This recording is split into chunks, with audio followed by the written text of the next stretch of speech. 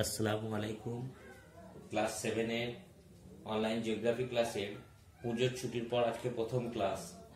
দেখো, পুজোর ছুটির আগে আমি আফ্রিকা মহাদেশে মিশরকে নীল নদের দান কেন বলা হয় সেই প্রশ্নটি নিয়ে আলোচনা করেছিলাম। মোস্ট ইম্পর্টেন্ট প্রশ্ন। আজকে চলো আমরা আফ্রিকা মহাদেশে সাহারা মরুভূমি সম্পর্কে সংক্ষেপে জানবো এবং সাহারা মরুভূমি বিশ্ব উষ্ণায়নের সঙ্গে কি সম্পর্ক, বিশ্ব উষ্ণায়ন সাহারা মরুভূমির ক্ষেত্রে কি প্রভাব ফেলেছে সেটা জানবো। তাহলে আফ্রিকা মহাদেশের ছবিটা রেখে দিই, সাহারা মরুভূমিটা দেখানোর সুবিধা হবে।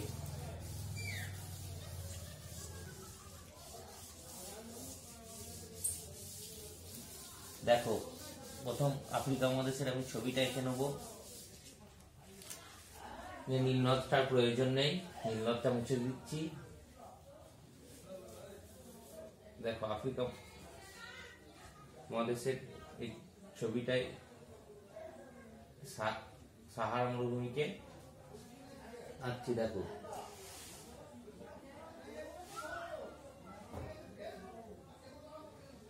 সহজ ছবি, একদম সাহারা মরুভূমির ছবিটা।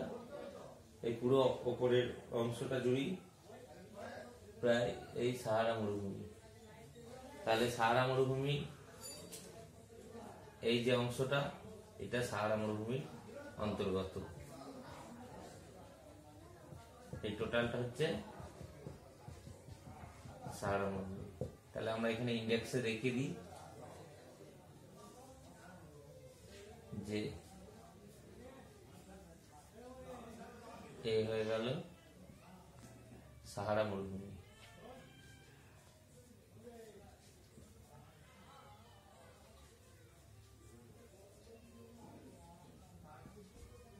তাহলে আমরা সাহারা মরুভূমির অবস্থানটা দেখো। প্রথমত আমি ছবিতে দেখালাম যে আফ্রিকা মহাদেশের পুরো উত্তর অংশটা জুড়ে, দেখো পুরো উত্তর অংশটা জুড়ে পূর্ব থেকে পশ্চিমে একদম এই সাহারা মরুভূমি বিস্তার লাভ করছে। এর সীমা রেখাটা দেখো, এর যে সীমা চারপাশে কি আছে দেখো। উত্তর দিকে আছে, এইখানে আছে আমরা জানি আটলাস পর্বত আছে এবং ভূমধ্য সাগর আছে। এইটা কি জানি আমরা, ভূমধ্য সাগর। তাহলে উত্তর দিকে আমরা কি কি পেলাম? এই সাহারা মরুভূমির উত্তরে আছে ভূমধ্য সাগর, এই ভূমধ্য সাগর এবং এখানে আছে আটলাস পর্বত। তাহলে আটলাস পর্বত এবং ভূমধ্য সাগর আছে এই উত্তরে। পূর্ব দিকে আছে দেখো, এইখানে আছে আমরা কি জানি, লোহিত সাগর। এই জায়গাটা আছে লোহিত সাগর, লোহিত সাগর। তাহলে পূর্ব দিকে আছে লোহিত সাগর, উত্তর দিকে পেলাম ভূমধ্য সাগর এবং আটলাস পর্বত। পূর্ব দিকে আছে, তাহলে পুরো পূর্ব অংশটা জুড়ে লোহিত সাগর আছে। পশ্চিম দিকে আছে আটলান্টিক মহাসাগর। এইখানে আমরা জানি না আটলান্টিক মহাসাগর আছে, আটলান্টিক ওশেন বলে, মহাসাগরের ইংরেজি হচ্ছে ওশেন। তাহলে এই দিকটা আছে আটলান্টিক মহাসাগর এবং দক্ষিণ দিকে আছে, এই দিকটা আছে তৃণভূমি আছে, সাহেল তৃণভূমি। তাহলে দক্ষিণ দিকে আছে সাহেল তৃণভূমি, সাহেল তৃণভূমি। তাহলে এই দিকটায় আমি কি লিখে দিচ্ছি, ভূমধ্য সাগর। তাহলে তোমাদের বুঝতে সুবিধা হবে, সব জায়গাগুলোর নাম দেওয়া হলো। দেখো, এবার বলে দিচ্ছি।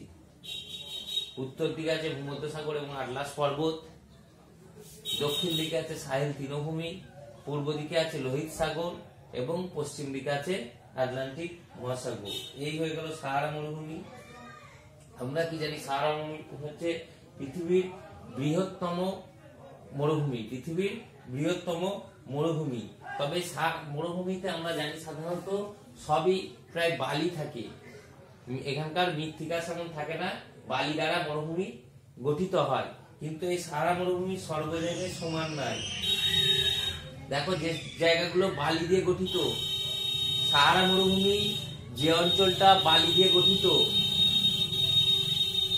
নিচে গাড়ির আওয়াজ আসছে, ডিস্টার্ব হচ্ছে, আমি বুঝতে পারছি। দেখো, সাহারা মরুভূমির যে অংশটা বালি দিয়ে গঠিত, মানে এরকম ছোট ছোট ছোট ছোট বালিকণা দিয়ে গঠিত, সেই অংশটাকে নাম হচ্ছে আর্গ।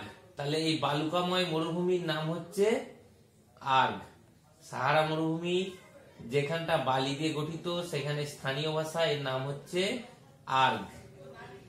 যে অংশটা পাথর দিয়ে গঠিত, শুধুমাত্র ধরো কোনো অংশ সারা মরুভূমির কোনো অংশে বালি আছে, কোনো অংশে এরকম বড় বড় পাথর আছে, সেই পাথর দ্বারা গঠিত ভূমিরূপকে বলা হচ্ছে হামাদা। এগুলো সব কোশ্চেনে আসবে, তোমাদের বলে দিচ্ছি যেন ভালো করে সুবিধা হবে।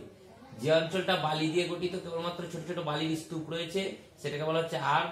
যে অঞ্চলে পাথর দিয়ে গঠিত, বালি একবারে চোখে পড়ে না বললে চলে, সেই জায়গাটাকে বলা হচ্ছে হামাদা। আর যেখানে বালি ও পাথর দুটোই মিশে থাকে, মানে এরকম বালিও আছে আবার একটা একটা পাথরও আছে, বালি পাথর যে অঞ্চলগুলো একসাথে মিশে থাকে তাকে বলা হচ্ছে রেগ। এটা কিন্তু ক্লাস 10-এ শুদ্ধ এই শর্ট কোশ্চেন গুলো আসে, আর কি, হামাদা কি, রেগ কি। তাহলে আমরা কি বুঝতে পারলাম? বালুকাময় মরুভূমি হলো আর, পাথর দ্বারা গঠিত ভূমিরূপ গুলোকে বলা হচ্ছে হামাদা, এবং বালি পাথর যে অঞ্চলটায় মিশে থাকছে তাকে বলা হচ্ছে রেগ। আমরা কি জানি, মরু অঞ্চলে যে নদীগুলো থাকে, নদী প্রায় থাকে না, নদী শুকিয়ে যায়। মরু অঞ্চলে বৃষ্টিপাতের অভাবে নদীগুলো শুকিয়ে যায়। নদীর যে খাতগুলো থাকে, অর্থাৎ শুকনো নদী খাতগুলোকে মরু অঞ্চলে বলা হয় ওয়াদি। মানে শুকনো নদী খাতকে বলা হচ্ছে ওয়াদি। মরু অঞ্চলে শুষ্ক নদী খাতকে বলা হয় ওয়াদি। তাহলে এই যে শর্ট কোশ্চেন গুলো আসছে আমি আলোচনা করে দিচ্ছি, যাতে তোমাদের তো পরে শর্ট কোশ্চেন বেসিস পরীক্ষা, যেহেতু অনলাইন, তাই তোমাদের সুবিধা হবে। এগুলো কিন্তু উঁচু ক্লাসে, ক্লাস 10-এও এগুলো কাজে লাগবে। শুষ্ক নদী খাতকে বলা হচ্ছে ওয়াদি, আর বালি পাথর দ্বারা গঠিত ভূমিরূপ হচ্ছে রেগ, শুধু পাথর দ্বারা গঠিত হচ্ছে হামাদা, এবং বালি দ্বারা গঠিত হচ্ছে আর্ক। দেখো চিত্রটার মাধ্যমে বোঝানোর চেষ্টা করেছি, ছোট ছোট গুলো বালি, একটু বড়গুলো পাথর, ছোট এবং বড় মিশিয়ে হচ্ছে বালি পাথর। আর এটা শুষ্ক যে নদী খাত, সেটাকে বলা হচ্ছে ওয়াদি। এখানে কয়েক প্রকার স্থানীয় বায়ু প্রবাহিত হয়। স্থানীয় বায়ু যেমন ভারতে যে স্থানীয় বায়ু প্রবাহিত হয় গ্রীষ্মকালে রাজস্থানের দিকে, সেটাকে বলা হচ্ছে লু লু। এবং যে মরু বালুকাময় যে উষ্ণ বায়ু প্রবাহিত হয়, সেটাকে বলা হয় আমরা জানি আঁধি ভারতে। তেমন এই আফ্রিকায় কিছু এই সাহারা মরুভূমিতে বায়ু প্রবাহিত হয়, যে শুকনো বায়ু প্রবাহ হয়, যেটা আমাদের লু বলে, ওদের ওখানকার স্থানীয় ভাষায় সেই বায়ু প্রবাহটাকে বলা হচ্ছে খামসিন। কি বলা হচ্ছে? খামসিন। এখানে যে উষ্ণ বায়ু, শুষ্ক, উষ্ণ এবং শুষ্ক, কারণ মরু অঞ্চলে জলীয় বাষ্প থাকে না, ফলে যে শুষ্ক এবং উষ্ণ বায়ু প্রবাহিত হয় সেটাকে বলা হচ্ছে খামসিন। এই বায়ুটাই যখন গিনি উপকূলে দেখা যায়, তখন এর নাম হয়ে যায় হারমাটান। হারমাটান, এই হারমাটানকে ডক্টর উইন্ড বলা হয়, এটাও শর্ট কোশ্চেনে আসে। হারমাটান, এই হারমাটানকে ডক্টর উইন্ড বলা হয়। আর ওখানে গরমকালে কখনো কখনো প্রবল একটা ঝড় দেখা যায়, প্রবল ঝড় দেখা যায়, বালির ঝড়, মানে স্থানীয় ভাষায় বলা হয় সাইমুম। সাইমুম, তাহলে প্রবল যে বালির ঝড় দেখা যায় আমাদের, যেটা আঁধির মতো, সেটাকে এখানে বলা হচ্ছে সাইমুম। আর যেটা আমাদের লুয়ের মতো যে উষ্ণ বায়ু প্রবাহিত হয়, সেইটাকে বলা হচ্ছে, যে ঝড়, বালু ঝড় দেখা যায়, সেটাকে আমাদের বলা হয় আঁধি, সেটা ওখানে আফ্রিকা মহাদেশে বলা হচ্ছে সাইমুম। আর যে উষ্ণ বায়ু প্রবাহিত হয়, যেটাকে আমাদের লু বলি, ওদের খামসিন বলে। আর গিনি উপকূলে ওই বায়ুটা কি হারমাটান বলে। তাহলে অনেকগুলো শর্ট কোশ্চেন কিন্তু আমাদের এর মধ্যে আলোচনা করা হয়ে গেল। দেখো, আমরা জানি সাহারা যেহেতু মরুভূমি, তাই এখানকার উষ্ণতা খুব বেশি হয়।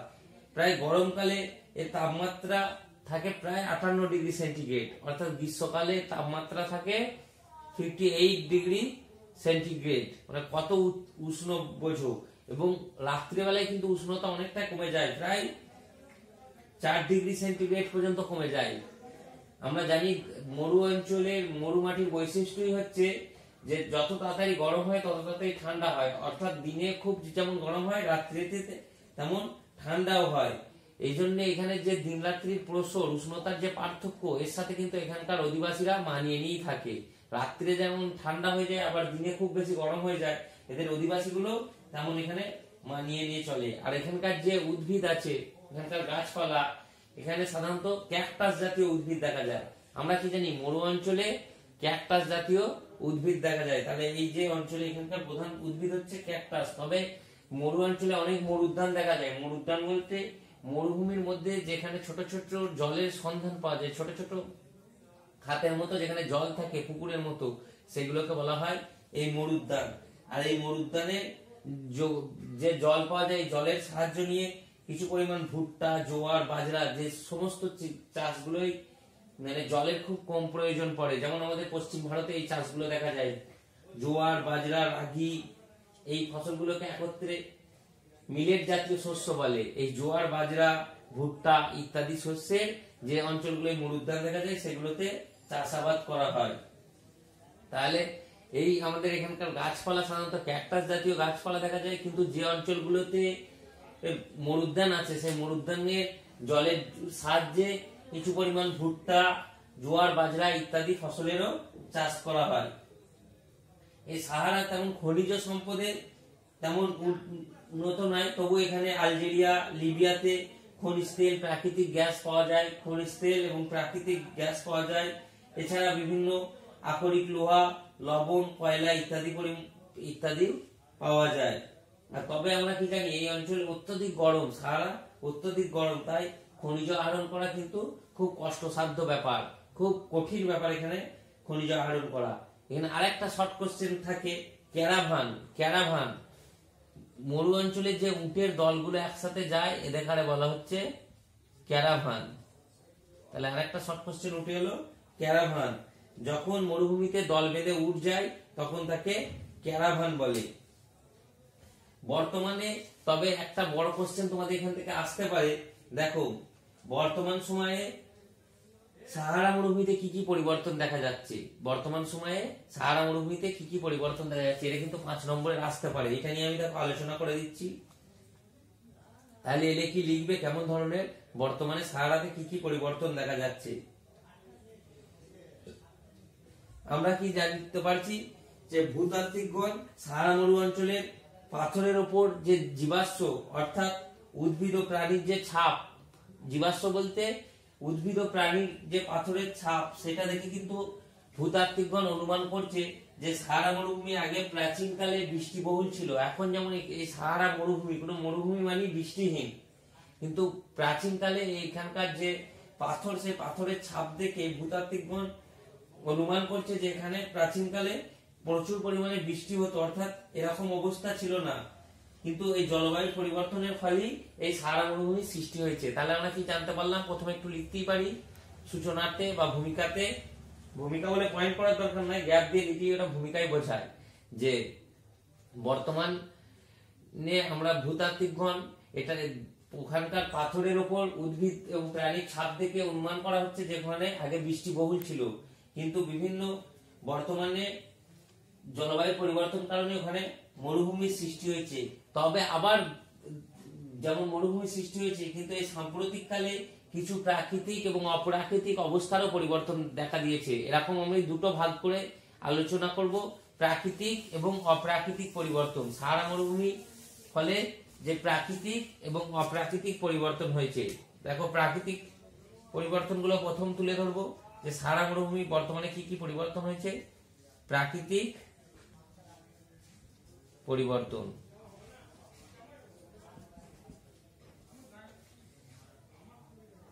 দেখো প্রাকৃতিক যে পরিবর্তনগুলো, তার মধ্যে প্রথম হচ্ছে বৃষ্টিপাতের পরিমাণ বৃদ্ধি পেয়েছে। তাহলে সাহারা মরুভূমিতে বর্তমানে 1 নম্বর বৃষ্টিপাতের পরিমাণ বৃদ্ধি পেয়েছে।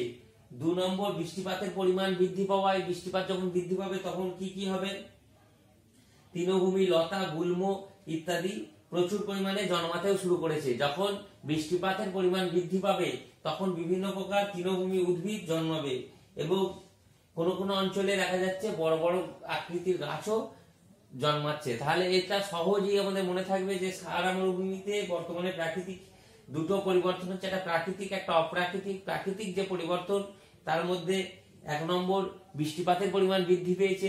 যখনই বৃষ্টিপাতের পরিমাণ বৃদ্ধি পাবে তখন বিভিন্ন ছোট ছোট তৃণ জাতীয়, গুল্ম জাতীয় গাছের পরিমাণ বৃদ্ধি পাবে, তার সাথে সাথে কয়েকটি জায়গায় বড় বড় গাছও হয়েছে। আর 2 নম্বর করব অপ্রাকৃতিক পরিবর্তন।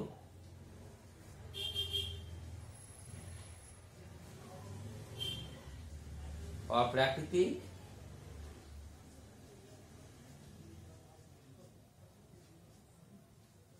পরিবর্তন। দেখো অপ্রাকৃতিক পরিবর্তনের মধ্যে তাহলে আমরা লিখতেই পারি এখানে সাহারা মরুভূমির অপ্রাকৃতিক পরিবর্তনগুলি হলো বলে এবার পয়েন্টস করব। সাহারা মরুভূমির অপ্রাকৃতিক পরিবর্তনগুলি হলো বৃষ্টিপাতের ফলে কৃষিকাজের পরিমাণ বৃদ্ধি পাচ্ছে। যখনই প্রাকৃতিক পরিবর্তনে আমরা প্রথমেই দেখেছি বৃষ্টিপাতের পরিমাণ বৃদ্ধি পাচ্ছে, বৃষ্টিপাতের পরিবর্তন হলে কৃষিকাজেরও বৃদ্ধি পাচ্ছে। 2 নম্বর, এখানকার তৃণভূমিগুলোর পরিমাণ বৃদ্ধি পাওয়ায় পশুপালন ব্যবস্থার উন্নতি ঘটছে। তাহলে 2 নম্বর পয়েন্ট আমরা করতে পারি এখানে তৃণভূমির পরিমাণ বৃদ্ধি পাওয়ায় বৃষ্টিপাতের পরিমাণ বৃদ্ধি পেয়েছে, প্রাকৃতিকে পেয়েছি। তাহলে বৃষ্টিপাতের পরিমাণ যেমন তৃণভূমির পরিমাণ বৃদ্ধি পাচ্ছে, তৃণভূমির ফলে পশুপালন ব্যবস্থার উন্নতি হচ্ছে। 2 নম্বর, কৃষিকাজের উন্নতি হচ্ছে। এগুলো তোমরা পয়েন্টসও করতে পারো, পশুপালনের উন্নতি, কৃষিক্ষেত্রে উন্নতি। 3 নম্বর, এই যাযাবর অধিবাসীরা মরুদ্যানগুলোকে কেন্দ্র করে স্থায়ীভাবে বসবাস করে। সাধারণত এই মরু অঞ্চলে যাযাবর জাতি বাস করে। যাযাবর মানে তারা এক স্থান থেকে অন্য স্থানে ঘুরে বেড়ায়, কোনো জায়গায় স্থায়ীভাবে বসবাস করে না। কিন্তু এই মরুদ্যানগুলোকে কেন্দ্র করে বা বৃষ্টিপাতের ফলে এখানে তার অধিবাসীরা স্থায়ীভাবে বর্তমানে বসবাস করা শুরু করছে। কৃষিকাজের পাশাপাশি 4 নম্বর, কৃষিকাজের পাশাপাশি কুটির শিল্প, হস্তশিল্পেও তারা যুক্ত হচ্ছে। 4 নম্বর, কৃষিকাজের পাশাপাশি কুটির শিল্প, হস্তশিল্পেও যুক্ত হচ্ছে। এই উট চলার যে মরুভূমির রাস্তাগুলো, এগুলো অনেক জায়গায় চওড়া পাকা রাস্তায় পরিবর্তন হয়েছে। তাহলে 1 নম্বর পরিবর্তন আমরা দেখতে পেলাম পশুপালনের উন্নতি। 2 নম্বর দেখলাম কৃষিক্ষেত্রে উন্নতি। 3 নম্বরে দেখলাম এখানকার মানুষরা স্থায়ীভাবে বসবাস করছে। 4 নম্বর, বিভিন্ন রকম কৃষিকাজের পাশাপাশি কুটির শিল্প গড়ে উঠছে। 5 নম্বর, এখানে রাস্তাঘাটের উন্নতি ঘটছে, রাস্তাঘাটের উন্নতি। 6 নম্বর, ইট পাথর দিয়ে তৈরি বিভিন্ন গম্বুজাকৃতি বাড়ি তৈরি করছে, ইট পাথর দিয়ে তৈরি বিভিন্ন বাড়ি তৈরি করছে। 7 নম্বর, এই যে পাকা রাস্তাগুলো তৈরি হচ্ছে, পাকা রাস্তাতে বিভিন্ন ট্রাক বাসের যাতায়াত শুরু হচ্ছে। 8 নম্বর, এই জায়গাগুলোকে কেন্দ্র করে পর্যটন কেন্দ্র গড়ে উঠছে, পর্যটন কেন্দ্র গড়ে উঠছে। 9 নম্বর, এখানে খনিজ তেল বা প্রাকৃতিক সম্পদের উত্তোলনের কাজে বহু মানুষ নিযুক্ত হচ্ছে। 10 নম্বর কি হবে, এখানে বিভিন্ন প্রকার মসজিদ, বিদ্যালয় ইত্যাদি আবার শিল্প কেন্দ্র গড়ে উঠছে। বড় বড় মসজিদ, বিদ্যালয়, শিল্প কেন্দ্রগুলো গড়ে উঠছে।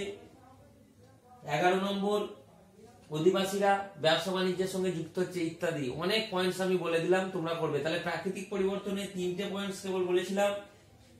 বৃষ্টিপাতের পরিমাণ বাড়ছে, বৃষ্টিপাতের ফলে সেখানে গুল্ম জাতীয় উদ্ভিদ বাড়ছে, এক এক জায়গায় বড় বড় গাছেরও বৃদ্ধি ঘটছে। আর এখানে যে অপ্রাকৃতিক গুলো বললাম 10-12টা পয়েন্ট যে আলোচনা করলাম, যে তৃণভূমির পরিমাণ বৃদ্ধি পাওয়ায় পশুপালনের উন্নতি হচ্ছে, বৃষ্টিপাতের পরিমাণ বৃদ্ধি হওয়ায় কৃষিকাজের উন্নতি ঘটছে, এখানে মানুষরা মরুদ্যানগুলোকে কেন্দ্র করে স্থায়ীভাবে বসবাস করা শুরু করছে, কৃষিকাজের পাশাপাশি বিভিন্ন রকম কুটির শিল্পের সঙ্গে যুক্ত হচ্ছে, এই উট চলার জন্য বড় বড় পাকা রাস্তা তৈরি হচ্ছে, এখানে ইট পাথরের বাড়িও তৈরি হচ্ছে।